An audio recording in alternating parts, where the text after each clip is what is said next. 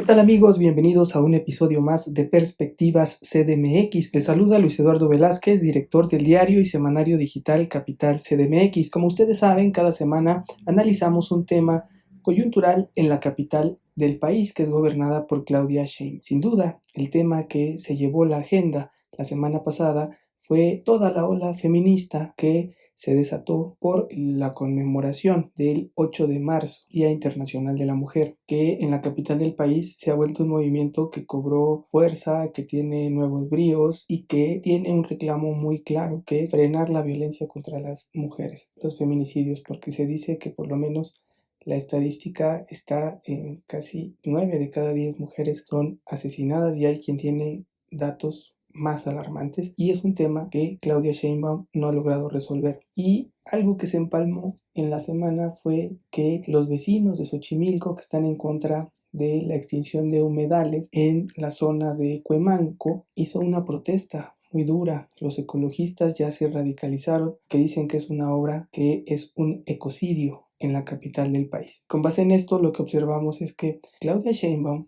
y es lo que ponemos en la mesa, se ha caracterizado históricamente por ser una mujer que se dice ambientalista, que se dice feminista, pero en los hechos, ahora que está gobernando y en esta coyuntura que les comentamos, se observa que parece ha olvidado su pasado feminista, su pasado ecologista, y tanto ecologistas como feministas han mostrado mucho repudio a su gobierno. En el caso ambiental, una de las quejas es que desde Secretaria de Medio Ambiente fue quien le puso más concreto a la capital del país al hacer los segundos pisos. Y ahora la acusan de hacer este transporte para beneficiar más autos en la zona de Xochimilco y afectar el humedal. Y en el caso del feminicidio, le ha visto una postura tibia a favor de Félix Salgado Macedonio, candidato de Morena a gobernador en Guerrero, que es hoy por hoy la principal demanda del movimiento feminista, quitar a Félix Salgado Macedonio como candidato, pero ha sido respaldado por el presidente de la República, Andrés Manuel López Obrador, y también por la jefa de gobierno. Y por eso el 8 de marzo se colocó un muro perimetral en todo el palacio que al final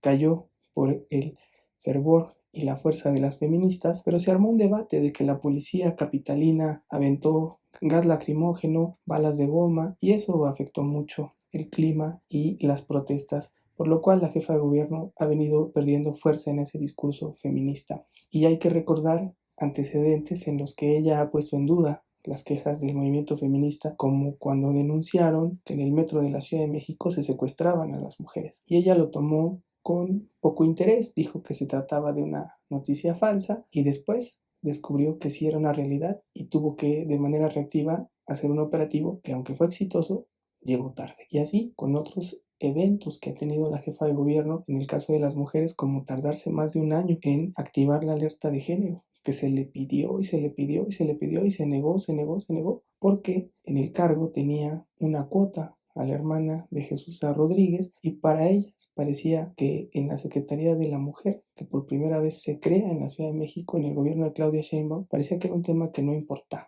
Y así es como la jefa de gobierno la queremos poner en este análisis con mis compañeros periodistas Arturo Páramo, Ernesto Osorio y Alberto Cuenca sobre qué está pasando, por qué este repudio de ecologistas y de feministas al gobierno de Claudia Sheinbaum, qué ha hecho mal la jefa de gobierno, por qué no hay un trabajo ahí de contención y sobre todo por qué esta Secretaría de las Mujeres no se ha impuesto en todo este debate feminista, porque más que una protesta en contra de la jefa de gobierno, a nuestra perspectiva debiera ser un punto a su favor de la primera jefa de gobierno electa en las urnas y también de perfil ambientalista por toda su preparación académica que es muy destacada. Entrémosle entonces a la materia y vamos a escuchar la perspectiva de Arturo Páramo. Hola, ¿qué tal? ¿Cómo están? Pues para responder a la pregunta de esta semana, definitivamente no es un gobierno feminista.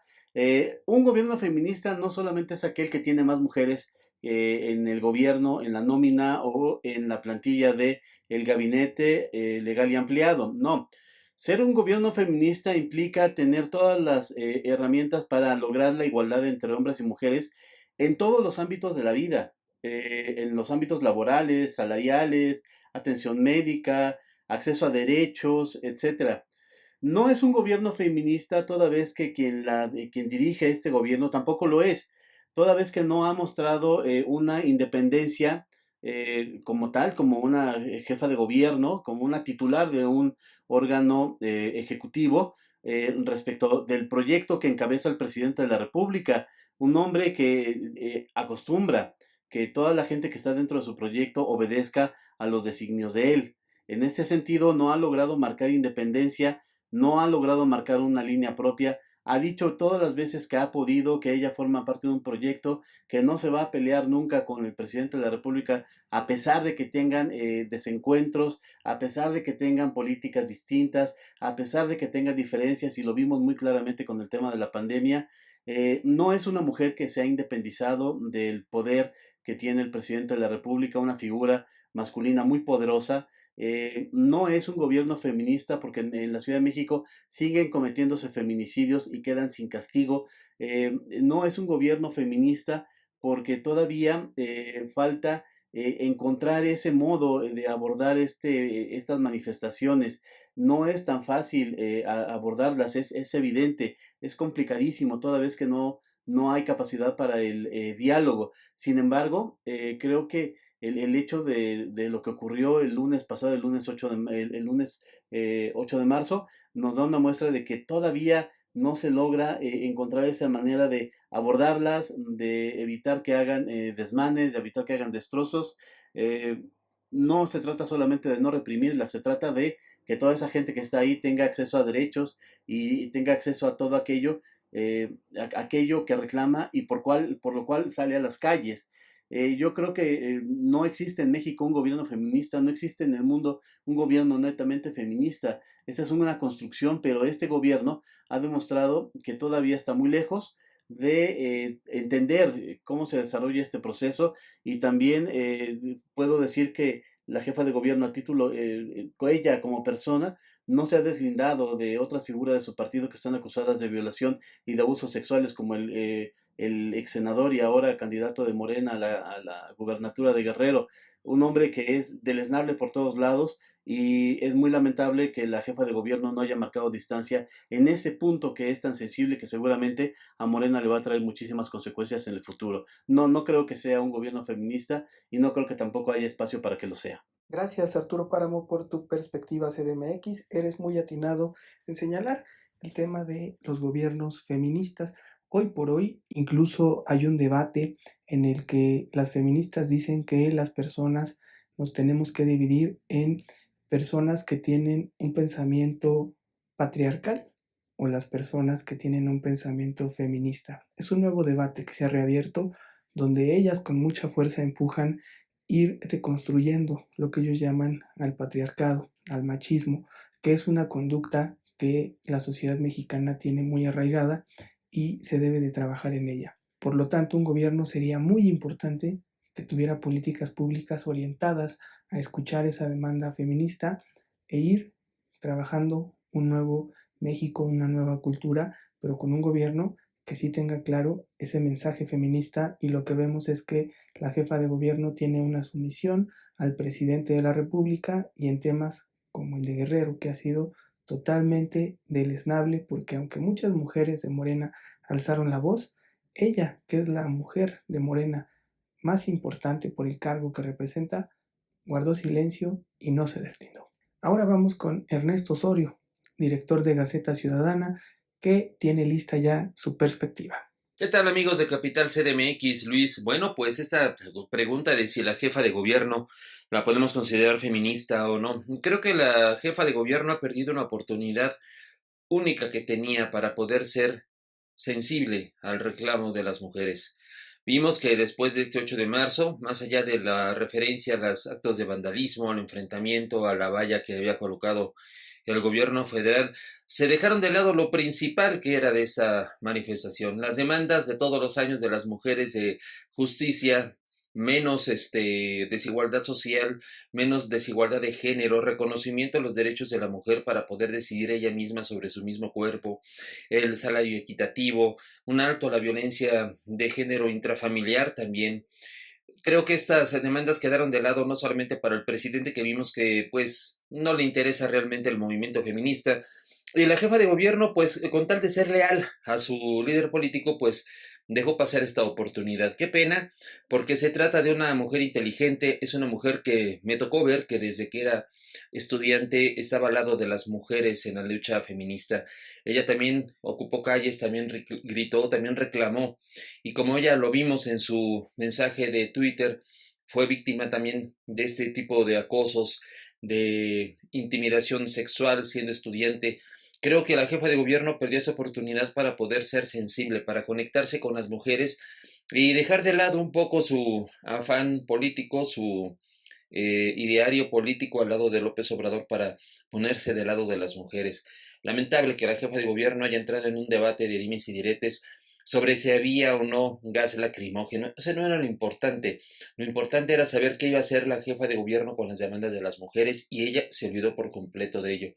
El poner en duda la palabra de algunas mujeres que participaron, que con testimonios demostraron que sí lanzaron proyectiles y gases en los elementos de seguridad pública, pues es una forma de demostrar que a ella no le interesa el feminismo.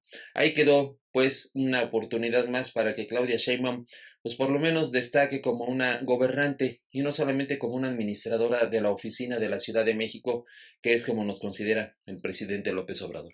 Gracias, Ernesto Osorio, por tu perspectiva. Creo que tocas un tema de fondo que es la sumisión de la jefa de gobierno al presidente de la República, que por las feministas es algo que identifican que se debe a que la jefa de gobierno tiene una visión a favor de lo que ellas llaman el patriarcado y no a favor del movimiento feminista, y lo que le critican es que sea mujer, y no cualquier mujer, sino una mujer poderosa, porque tiene el gobierno de la capital del país, desde donde puede ser el impulso de grandes cambios en la agenda nacional, empezando por el tema del aborto, que aquí se legalizó y que podría ser ella la primera impulsora desde la jefatura de gobierno, presentando una iniciativa al Congreso de la Ciudad de México que ya forma parte del pacto federal y que de ahí se podría enviar al Congreso Federal y hacer mucha presión para que sea un hecho.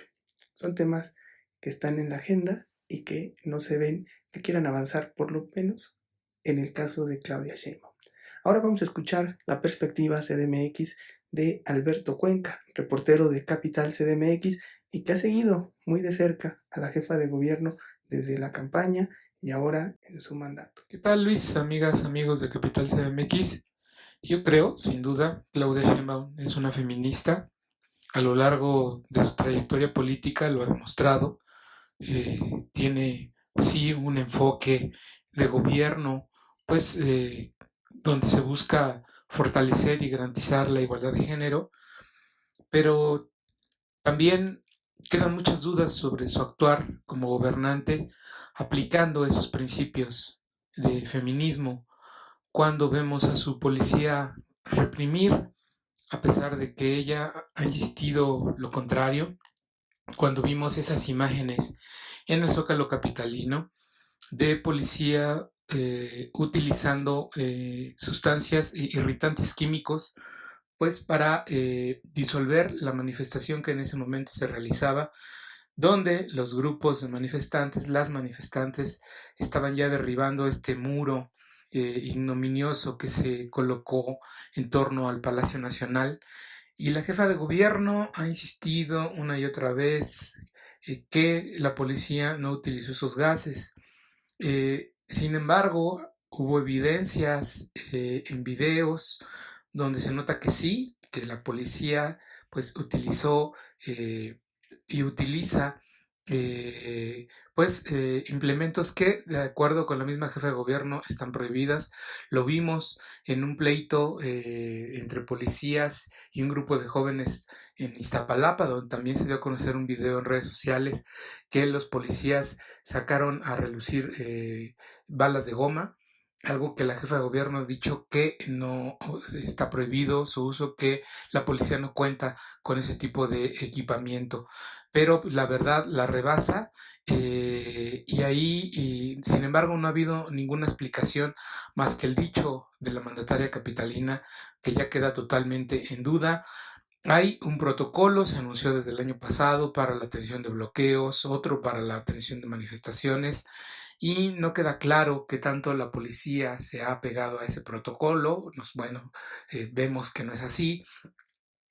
Vemos que ese protocolo pues podría quedar en letra muerta, ¿no? Cuando no hay un seguimiento de parte de las mismas autoridades a los reglamentos y los lineamientos que ellos mismos se imponen. Entonces ahí pues la pregunta es válida. ¿Hay represión? Sí, sí la hubo. Mentiras creo que también las ha habido de parte de la administración capitalina. Eh, y sí, también seguimos sin una policía bien capacitada para la atención profesional de estas manifestaciones y también recordemos que queda en duda el dicho de la mandataria cuando ha señalado que no son iguales. Lo insiste, lo dice una y otra vez, no son iguales, pero parece y todo indica que sí lo son. Muchas gracias, Alberto Cuenca, por tu análisis. Bien lo dices, la jefa de gobierno es feminista, pero vemos que hay muchas dudas de que su gobierno tenga una visión muy concreta sobre el nuevo feminismo y se refrenda en sus hechos y en la forma en la que ha tratado al movimiento, y por eso la protesta cada vez es más fuerte en contra suya. Esperemos que esto no se siga replicando también en los movimientos como lo vemos con los ecologistas y con otros movimientos que están ahí presentes. Ya vimos también a ciclistas, ahora vemos a motociclistas, ahora vemos a grupos de diversa naturaleza, culturas, subculturas de la capital del país que empiezan a manifestar su descontento. Sabemos también que es un año electoral y eso puede alterar más la situación, pero eso es lo que se está viendo, se está palpando, y era muy importante en este contexto del 8 de marzo hacer este análisis porque hay evidencia ya de más de 2 años de gobierno de Claudia Sheinbaum para poder saber si ha sido congruente con su origen y su filosofía feminista y poder ser determinante en ello en su mandato. Aquí está ya el análisis que hemos dado y lo que comentaron cada uno de nuestros compañeros. Ahí lo dejamos y usted también platíquenos. ¿Piensa que la jefa de gobierno Claudia Sheinbaum es feminista, es ecologista o se le está olvidando? Vámonos a las perspectivas de la semana. Ya estamos en las perspectivas de la semana y arrancamos como siempre contigo, Arturo Páramo, que tienes un panorama nacional y de temas que impactan en la capital del país. Pues para esta semana yo veo un tema relevante y es la muerte de Leonel Luna y el esclarecimiento de las investigaciones acerca de cómo se dio este hecho. Hay exigencias por parte del PRD de que se investigue a la luz de todos los eventos que ha habido en contra de candidatos, de funcionarios, de legisladores en todo el país, y ahí se quiere enmarcar esto que sucedió con Leonel Luna, un hombre que fue jefe delegacional, que fue diputado local, una figura muy importante hace unos años.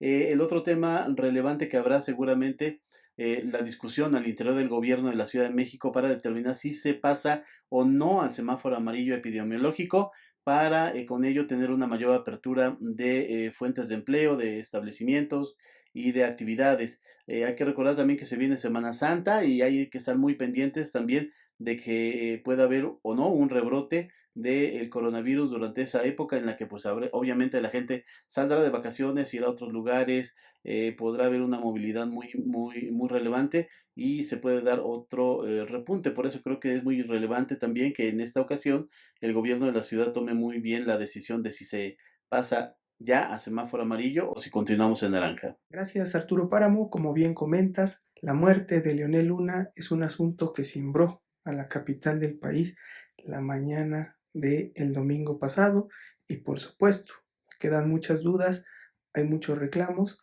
Lo único que tenemos que pensar es que la autoridad dé una respuesta muy clara, muy contundente, y que los partidos políticos se olviden de lucrar con un accidente y una tragedia en la capital del país. Veremos cómo se desenvuelve, y también en materia de pandemia esperemos que ya por lo menos se decrete el amarillo, porque hemos visto que la mayoría anda ya como en semáforo verde, o así es como lo interpretan, pero la autoridad dice que seguimos en semáforo naranja. Vámonos con Ernesto Osorio, director de Gaceta Ciudadana, quien ya tiene lista su perspectiva CDMX. Y de la perspectiva de la semana, bueno, pues hay dos temas que van a estar muy presentes esta semana.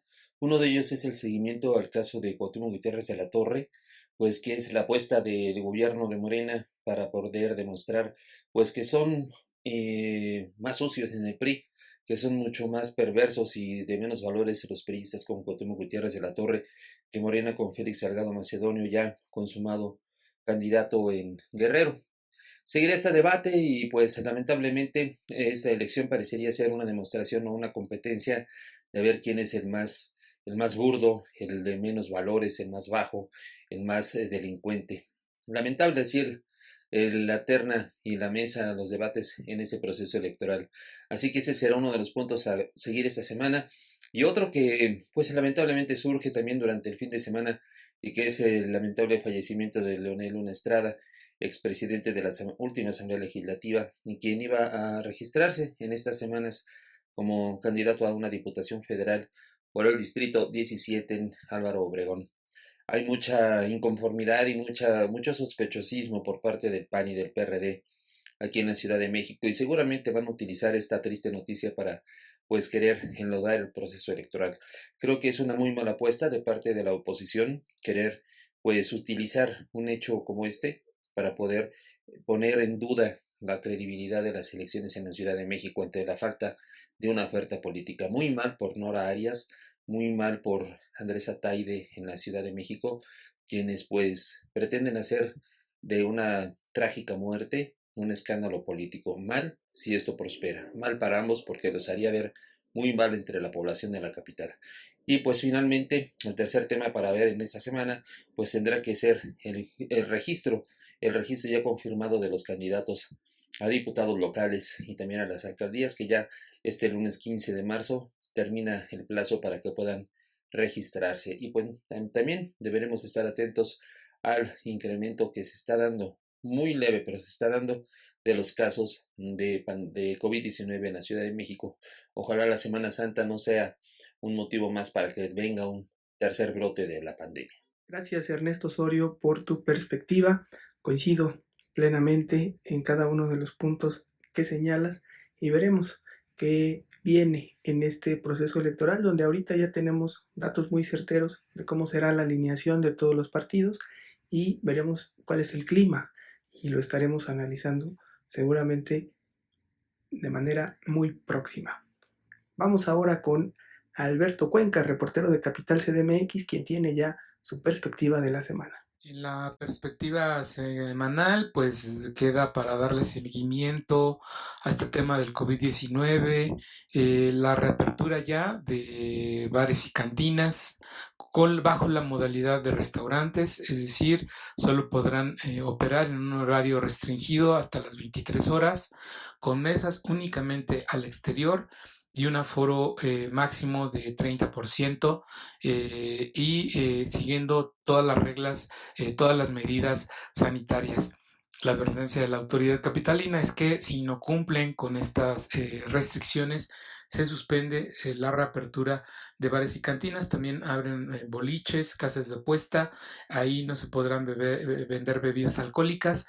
Los usuarios solo podrán permanecer en los establecimientos 60 minutos y pues también se da seguimiento a esta reapertura de cines y teatros que ya se había hecho desde días antes junto con centros comerciales, pero ahí crece el aforo, de 20 pasa a 30% el aforo. Eso en el tema COVID. También comentarte que en el Congreso Capitalino hay una apretada agenda. Para esta semana que inicia se va a llevar a cabo la comparecencia de la secretaria de Salud, Oliva López, y del titular de la DIP, José Peña Merino, ante la Comisión de Salud del órgano legislativo. Eso va a ser el próximo 17 de marzo a las 9 horas. Y llama la atención, bueno, ahí lo que las autoridades van a presentar ante los legisladores son las acciones que ha realizado el gobierno de la ciudad para atender la pandemia provocada por la COVID-19. Destaca que esta es la primera ocasión desde que surgió a inicios de este sexenio que el titular de la ADIP acude a comparecer ante los diputados locales. También por otra parte, en la Comisión de Rendición de Cuentas y Vigilancia de la Auditoría Superior de la Ciudad, inician la comparecencia de quienes aspiran a ser titulares de este órgano de fiscalización de la Auditoría Superior de la Ciudad de México. Ahí las entrevistas con los aspirantes también inician este miércoles 17 de marzo, se les da continuidad el viernes 19 y continúan después la siguiente semana. Llama ahí mucho la atención pues de que hay cuadros muy afines, muy cercanos a Morena.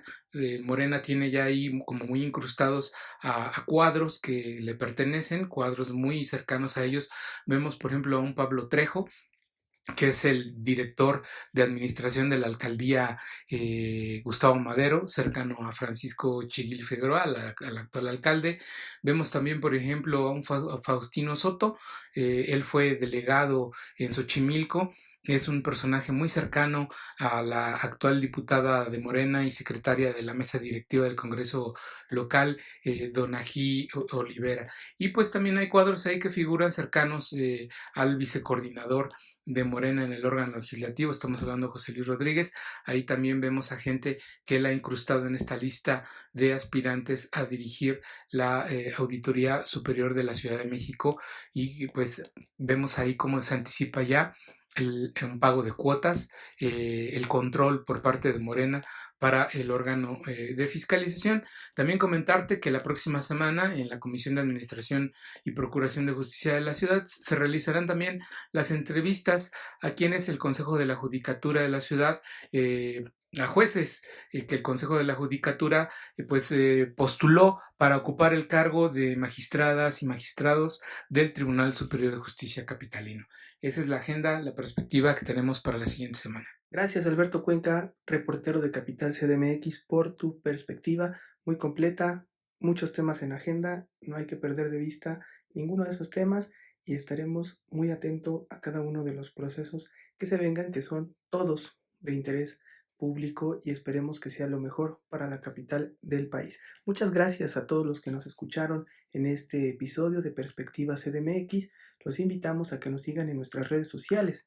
En Twitter somos Capital MX-, en Facebook, Twitter e Instagram nos encuentran como Capital CDMX, al igual que en la red social de TikTok, donde ya estamos haciendo algunos materiales. Los invitamos a que nos lean en capital-cdmx.org y no se pierdan cada uno de los semanarios que entregamos a ustedes, nuestros lectores, vía digital. Así también les pedimos que se puedan suscribir a nuestro canal de YouTube, que lo pueden encontrar como CDMX TV. Se despide de ustedes Luis Eduardo Velázquez, director del diario y semanario Capital CDMX. Abrazos, no periodicazos.